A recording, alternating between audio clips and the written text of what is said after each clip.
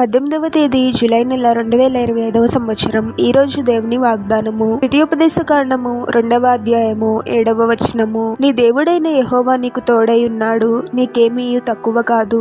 సహోదరి సహోదరులారా, మన ప్రతి అవసరతను ప్రభు అద్భుతంగా తీర్చుతాడు. ఇప్పటి వరకు ప్రభువు మన అవసరతలను తీర్చిన సందర్భాలు ఎన్నో ఉంటాయి. లేమి స్థితి నుండి ఉన్నత స్థితికి ఆశీర్వదించే దేవుడు మన ప్రభువు. ఈ లోకంలో మనం జీవిస్తూ ఉన్నప్పుడు ఎన్నో శ్రమలు, ఇబ్బందులు కలగవచ్చు.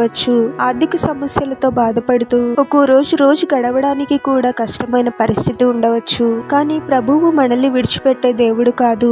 ఆయా పరిస్థితులలో, ఆయా సందర్భాలలో ప్రభువు మనకు అద్భుతంగా సహాయం చేస్తూ ఉంటాడు. మనల్ని తృప్తిపరుస్తూ ఉంటాడు. మనం కోరుకున్న ప్రతిదీ మనం పొందలేకపోవచ్చు, కానీ మనకు ఏది కావాలో దానిని ప్రభువు తప్పకుండా తగిన సమయంలో అనుగ్రహిస్తాడు. కీర్తనలు 34వ అధ్యాయము 10వ వచనంలో ఇలా ఉంటుంది కదా, సింహపు పిల్లలు లేమి గలవై ఆకలిగొనును, యెహోవాను ఆశ్రయించు వారికి ఏ మేలు కొదువై ఉండదు అని. సింహాన్ని అడవికి రాజుగా పిలుస్తారు.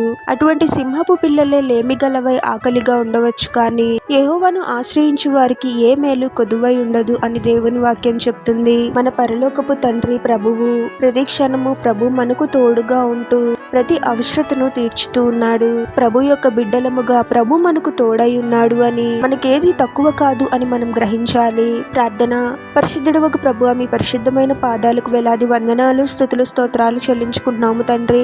మరొక నూతన దినంలోనికి మమ్మల్ని క్షేమంగా ప్రవేశింపచేసిన దేవా, మీకే స్తోత్రం ప్రభువా. ఎన్నోసార్లు మేము ఇబ్బందులలో ఉన్నప్పుడు అద్భుతముగా మాకు సహాయం చేశావు తండ్రి. ఆర్థిక సమస్యలతో ఇబ్బంది పడుతూ ఉన్నప్పుడు ఆశ్చర్యరీతిగా మార్గాలను తెరిచి మమ్మల్ని ఆదుకున్నావు ప్రభువా.